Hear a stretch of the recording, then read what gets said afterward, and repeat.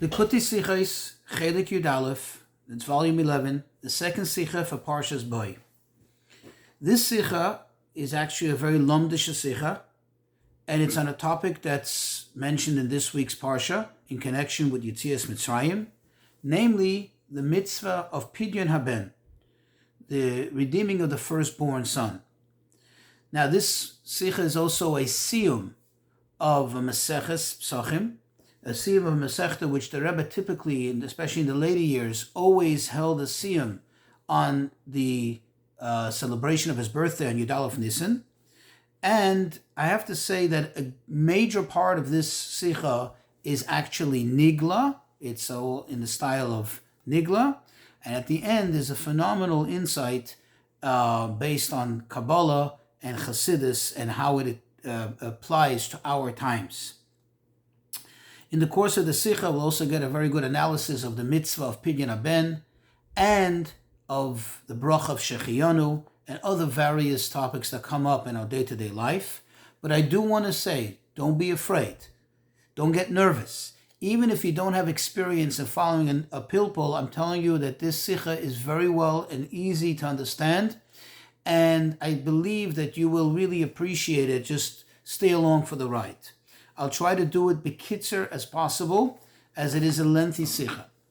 So, in the Torah, the mitzvah of Pidyon Haben appears in several places. The two primary places is in this week's parsha, where it discusses Yetzias Mitzrayim and the resulting mitzvahs, and it says, "V'chol bechor b'adam b'vanecha tifta," and all the firstborn of Adam, of man, of a human, amongst your children, amongst your sons, you should redeem. In Parshas Korach, when it discusses all the matnes kahuna, all the various quote-unquote gifts that Hashem gave to the kohanim for their service, over there too, it discusses this mitzvah, and over there it says, Ach podoi tifta es bechor Adam. Behold, you shall redeem, or redeem, you shall redeem the bechor of man. Now, there is an interesting thing, a slight machlokes between the Yerushalmi and the Bavli. We know that there are two types of Gemara. There's the Talmud Bavli, the Talmud Yerushalmi. Both of them are in agreement as far as to the halacha, but what they differ on is where you learn it out from. What is the halacha? The halacha is that, of course, a baby boy that needs to be redeemed, this has to be done when he's just 30 days old. And who has to do it? The mitzvah is on the father to do it. The obligation is on the father to do it. However, what happens if the father did not redeem his son? Does the son have an obligation later to do it himself? And the answer is yes. He has to see to it that he's redeemed, even if he's much older. However, the Yerushalmi says that where do we learn this out from? We learn it out from our parsha, because there's an extra word. It says, V'chol b'chor Adam b'vanecha tifta. It should have just said, V'chol b'chor b'vanecha tifta, and all the firstborn of your children. Why say Adam? Obviously, your children is Adam. From this extra word Adam, we learn out that even when a person on his own as an Adam also needs to make sure that he's redeemed if his father didn't do so. However, in the Talmud Bavli, it says that we learn it out from where it says over there in Parshas Korach, where it says, Podoi tifta, redeem you shall redeem, which is obviously also an extra word. From that extra word we learn out that the Torah is telling us that no matter what, you have to see to it that you're redeemed. And if it wasn't done for you before, then you do it yourself.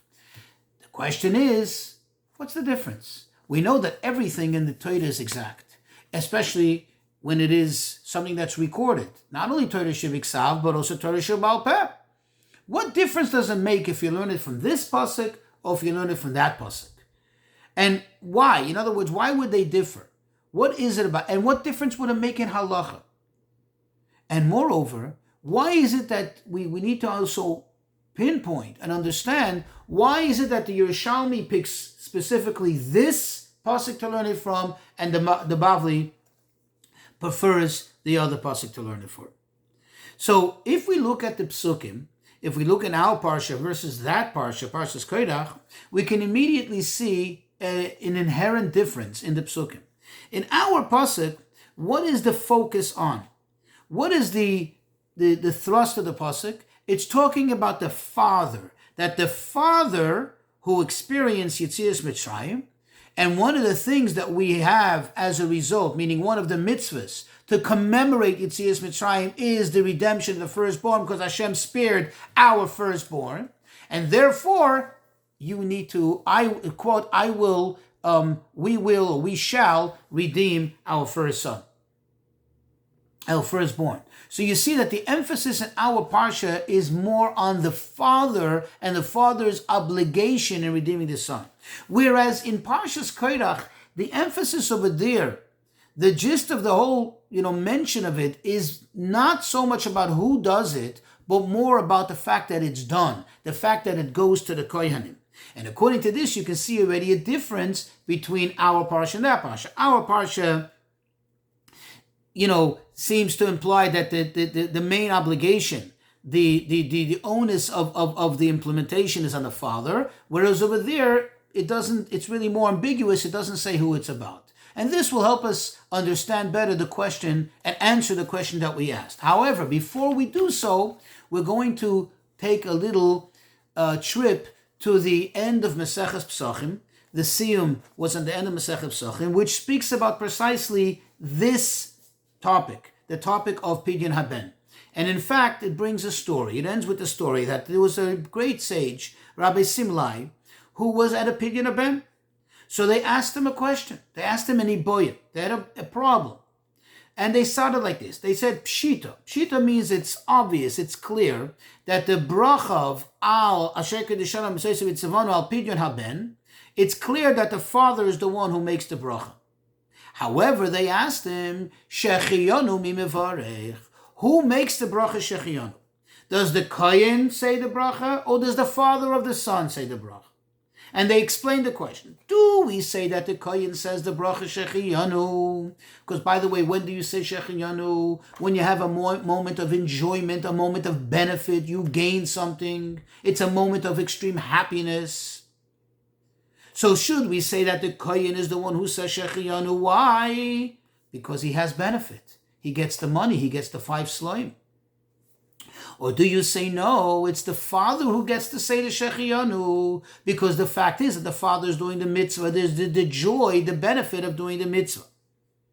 And the Talmud tells us that he didn't know the answer. But later, when he went back to the Beis Medrash, he inquired, and they said to him, the father of the son is the one who makes 2 blessings. And the Gemara concludes, and these are the final words of Maseches Pesachim, V'hilchasa avi aben mevorach shtayim, that the father of the son makes 2 brachas. So the Rebbe asks, l'cha'ira, why this whole introduction? The question was what? The question was, who makes the Shechiyanu? Does the Kohen make the Shechiyanu, or does the father make the Shechiyanu? So why the lengthiness in the question of first introducing the obvious that we said? It's obvious that the father is the one who makes the original bracha, the bracha on the mitzvah itself, the bracha of Al Pidyon Haben. Why introduce that? Why even mention that? Why is that part of the equation here? That is obvious. And that doesn't, it seems, at least at first glance, it doesn't seem to change or to enhance the question in any way. Because the question was Hashechiyanu, and the reasoning for the doubt whether it belongs to the Kohen, this blessing, or to the father, doesn't seem to have anything to do with the fact that the father makes the first blessing. So why bring it in the first place?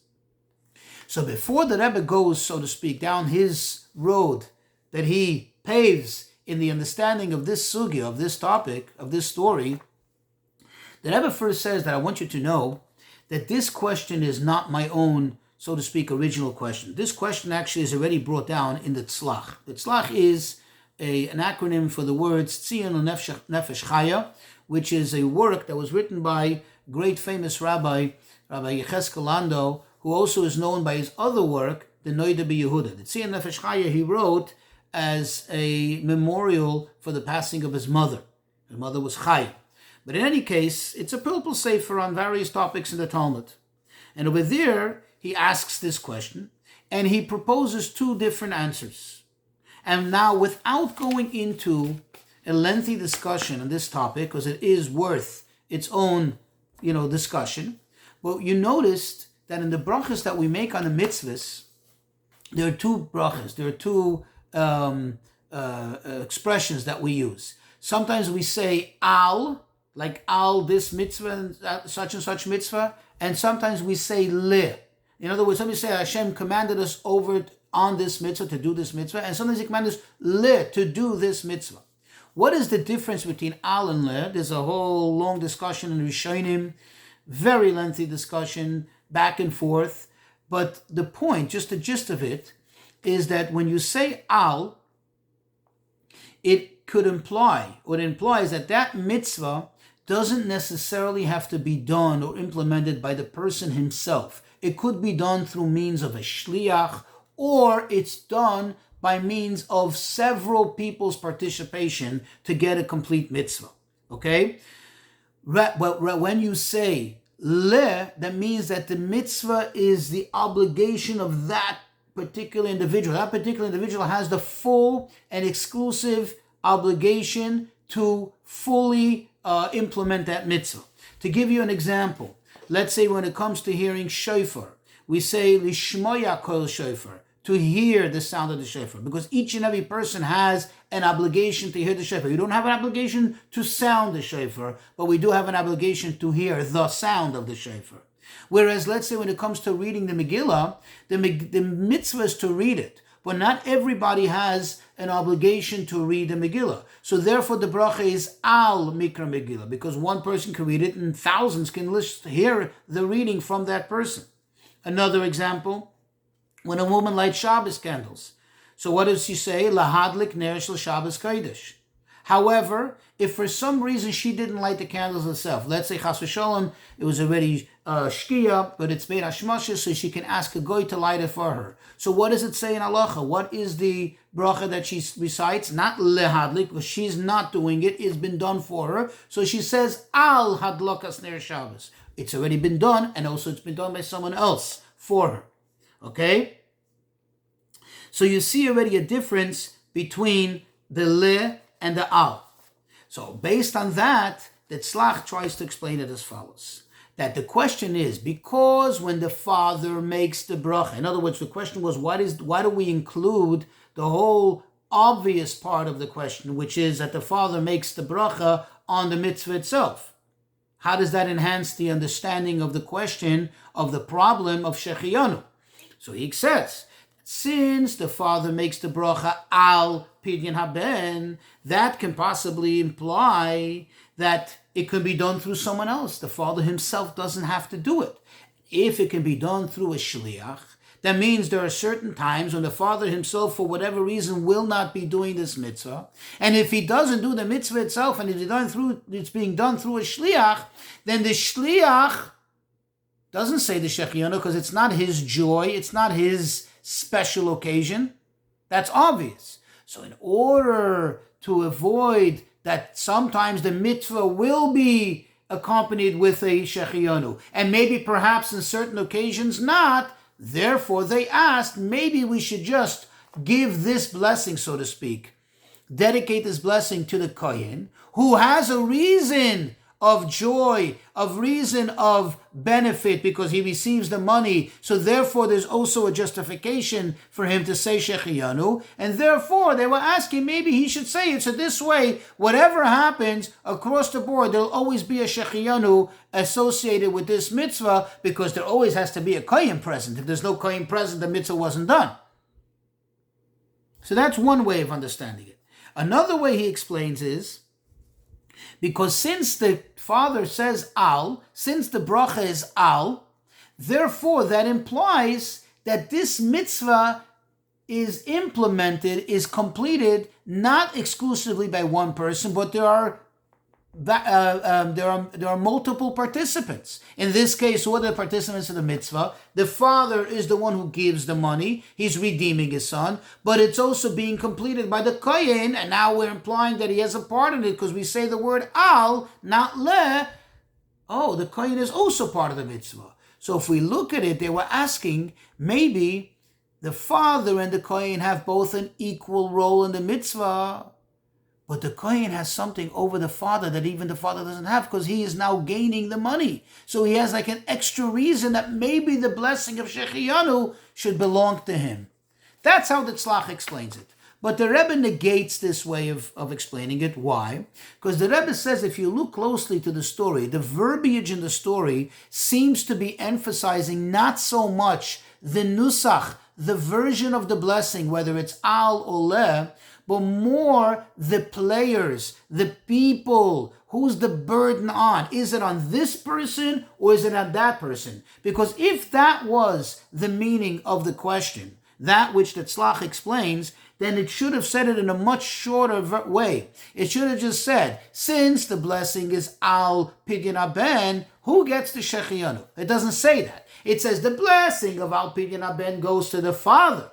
It's obvious the father says it, so if the father says that blessing, the question is who says the shechiyanu? So you see that the emphasis here is on the people who are saying the blessing, not on the blessing itself. And therefore the Rebbe doesn't accept that, and the Rebbe goes to explain this whole sugya, but before he does so, he adds one more question. If you look, talking about the verbiage, if you look at the answer he received in the Beis Medrash, and then the conclusion that the Gemara makes, it doesn't say, quote, the father says a shechiyanu, it says, quote, the father makes 2 blessings. Why the number? It's obvious. Anybody who can do basic math understands. If he makes the first one, and now you tell me he's also the one who gets to say the second one, obviously he makes 2 blessings. The Gemara is nothing is superfluous. So if the Gemara preferred to say it this way, this tells us something. This is not only very telling, but this will enhance, as we'll soon see, the understanding of the answer and the question, and give us a complete perspective of the whole thing. So, another question that the Rebbe adds, interesting thing, we know that everything, everything goes in Torah, everything goes according to the end, the way you conclude something. If this is the entire conclusion of Maseches Pesachim is about the mitzvah of Pesach, right? Yes, it's true that Pidyon Haben has an association to Pesach, but from the fact that this is the choice with which the Talmud completed this entire Masechta, that begs for some understanding. What is really this such deep inherent connection between Pesach and Pidyon Haben? Pidyon Haben is a mitzvah. It's another mitzvah that has to do with Yetzias Mitzrayim. But does this bring out the totality, the essence of Yetzias Mitzrayim? Why is this Masechta conclude with this story? So the Rebbe says the explanation is as follows. If you look at the mitzvah of Pidyon Haben, you'll see that there are 3 participants, or I should say 3 players in this mitzvah. You have the father, the son, the baby, and the Kohen. The Kohen has absolutely no obligation in this mitzvah. He doesn't have a mitzvah here. He is just an accessory. He's just somebody who helps facilitate the mitzvah. By him receiving the money, by him getting the benefit of becoming 5 sloyim richer now, the baby is redeemed. But when we look at the father, the son, we actually need to analyze. And we need to, do some investigation here. How do you look at it? Do you say that really, in essence, the obligation, the imperative is really on the son that he should be redeemed? But since he's a baby and he's not capable of redeeming himself, therefore the father, the Hashem took the obligation and threw it, so to speak, onto the shoulders of the father and said, listen, you're his father, you see to it that you do for him what he really needs to do for himself. Or do you say, no, the main mitzvah is really on the father to redeem his son. It's just that if, for whatever reason, the father didn't do it and the son grows up and now becomes aware of the fact that he was not redeemed, he has to redeem himself. What's the difference in halacha? The difference in halacha is very obvious, very clear. What happens if somebody is an adult and he realizes that he didn't have a pidyon haben? Let's take a very common example. A family became Bali Tshuva. And now they realize, he didn't have a pidyon haben. Whose mitzvah is it? Is it the son's mitzvah? Or is it still the father's mitzvah? In other words, is the father obligated? Or even moreover, does the father even have a right to do the mitzvah? In other words, if it's really inherently the father's mitzvah, it never went away from the father. And now that he wants to do it, it doesn't matter the fact that the son is 20, 30, 40, 50, 60 years old. The father's still there and it's still his mitzvah. But if you say it's inherently the son's mitzvah, the boy's mitzvah, it's just that his father was told to do it for him when he was incapable of doing it himself, then now the father has no right to this mitzvah. No obligation at all. It's the son that has to do the mitzvah. And with this, we can understand the difference between the approach of the Bavli and the Yerushalmi. This will help give us a clarity into what's going on and why the difference between the two. The Yerushalmi learns it out from our pasuk. Because the Yerushalmi says, look, where Hashem told us the first time about this mitzvah, it put the father and son on parallel level. By adding the word Adam in the mitzvah, when it's talking to the father and telling him to redeem his son, it already threw in an obligation for the son himself that tells us that they're both parallel. And if that's the case, what does that really tell us? That it's really the son who needs to redeem himself. It's really the son who is obligated to do the mitzvah. However, when he's not capable of doing it, it's just a natural fact that he's not able to do it, the Torah tells the father to do it. However, the Bavli looks at it differently and says, no, in our parsha, it's talking to the father. As it says clearly, as it's obvious, it speaks to the father, you redeem your son.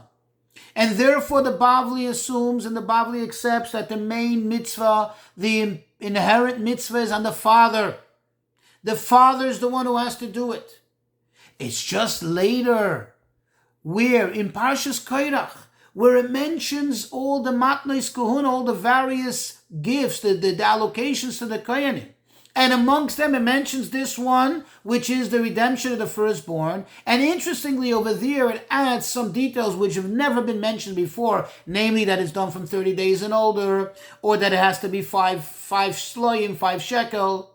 So it also happens to mention that, by the way, the son has the obligation to do it if it hasn't been done for him. That is the difference between the Yerushalmi and the Bavli, and why they learn from this pasuk and from that pasuk. Because the question is, what's the emphasis? What is the main source of where we know that the son is supposed to do it? Is the main source in our parsha, and therefore it comes out that it's really his mitzvah? It's just that the father's also being told to do it? Or is the main source over there in Parshas Kairach, where from there would come out that when the mitzvah was originally given, it was given to who? It was given to the father. Now, this can help us understand all the details of this story. What happened in this story? Since, according to the Talmud Bavli, the obligation and the imperative is on the father, therefore, it comes out that the father of the son makes the bracha. Why? Because it's his mitzvah. He is doing the mitzvah. He's not doing it for someone else. He is doing the mitzvah. Okay? And therefore it comes out that even if the son, for whatever reason, got older, he still, quote unquote, does the mitzvah for him. And therefore we have the question, since both the father and the kohen have a certain commonality here, the father is doing the mitzvah for himself, and the kohen is receiving the benefit for himself. So in that sense that they're equal. Therefore, the question comes up, do we say that the father, since he's doing the mitzvah for himself, he has that benefit, he has that joy, therefore he also makes the shechiyanu? Or do you say no, maybe it's the kohen who has equally a participation here for himself, that he gains, a gain, not a participation, a gain for himself, therefore he becomes equal to the father, and maybe there's some reason that he should say the shechiyanu. And therefore we answer, no, the father makes 2 blessings. Why the number? Because it's telling us that not only the father makes the shechiyanu, but the same reason why the father makes the original blessing. Why? As we said, because it's his mitzvah. He's doing himself a favor by fulfilling his obligation. He has a joy by having fulfilled his commandment that he has to do this mitzvah, for the same reason, the shechiyanu is his, because it's his benefit. The fact that the kohen has benefit, that's a secondary thing. And like we said before, he's just getting a benefit by default. It's not his obligation. This will also help us understand the connection to Maseches Pesachim. What is the idea of Pesachim? What is Pesach? What do we talk about in Maseches Pesachim? The fact that Hashem was Poiseach, that Hashem skipped over the homes. Hashem had compassion on us. Hashem had Rahmanis on us and he saved us. And as a derivative of that, what do you say? Just like he saved our firstborn and he killed theirs, so too we need to redeem our firstborn. So it comes out that what we're saying is, this is the conclusion of Maseches Pesachim. This is the ultimate point in Maseches Pesachim. That the whole Masechta is about redeeming the firstborn, redeeming his firstborn, the Yidden. We redeem our firstborn. So this is the highlight of Pesachim. Moreover, this also helps enhance the reason why the Shechiyonu goes on the father. Since, quote unquote, the firstborn was redeemed by the father himself, HaKadosh Baruch Hu, his firstborn, so too the mitzvah is on the father himself to redeem his firstborn. And this gives us a very nice understanding of various topics that we covered. And now quickly, for something according to Kabbalah and Chassidus, to understand the whole inyan according to that. And the question, the story, and the answer, and how it applies to our time. So let's first take quickly, we all know that a bracha in general, what does it mean according to Chassidus and Kabbalah? It means hamshacha, to draw down. It's not that just we're blessing Hashem, we're bringing down, we're drawing down through our words from the highest point all the way down into our realm. What is the idea of a father of and a kohen? How do we translate that into, decode that, so to speak, into the spiritual, in the Kabbalistic realm? So Av usually represents Chachma, the highest point. Okay, we say Lokeinu Lekei Avosenu, means the intellectual attributes. Av represents Chachma, which precedes, it's the beginning of all, it precedes even Seder Hishtalshelus. Kohen is synonymous with Chesed, the attribute of Chesed. As we know, Kohen Isha Chesed. So Kohen already is a representation of things as they are already in the order of Hishtalshelus. And this is what we were saying. This is the question. Pshita, it's obvious that just like Hashem commands us meaning the Father, to redeem his firstborn, so too, like every other mitzvah that Hashem commands us, as we say, Magid Dvorav Liyaakov Chukav Mishpatav Yisrael, that what he does, he tells us to do. So likewise, it's obvious that Hashem will certainly do it. And if he's going to do it, it's going to come all the way from, quote unquote, the of himself, the highest level, the highest point, which even supersedes, is going to be above and beyond the Seder Hishtalshelus. So it's going to be something tremendously miraculous, even greater than was at Yetzias Mitzrayim.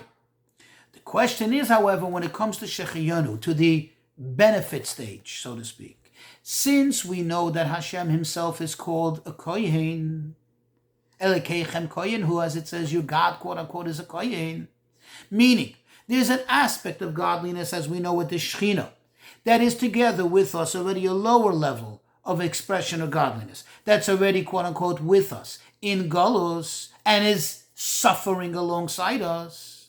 So for him, it's a benefit to go out of Galus. So the question is, of course, the source of the Geula will come from the Av, the first, so to speak, stage, the trigger, the mitzvah itself. But the implementation of it, meaning the actual details, is it going to come in a natural manner? And therefore it's connected to the Kohen who is benefiting, the Shechina who itself is going out of Galus, and therefore it's going to come in that manner, which would explain the idea of the Shechiyanu belonging to the Kohen? Or do you say no? Even the implementation of it, even the details of the Geula will come in a supernatural manner from the quote unquote, from the Father himself. And this is where the Gemara concludes that the Father makes two blessings. That both of them, the trigger for the Geula and the implementation will all come from the same place, parallel to, together, equal, an equal number, that they will come in a manner that it comes from Hashem himself in a supernatural manner.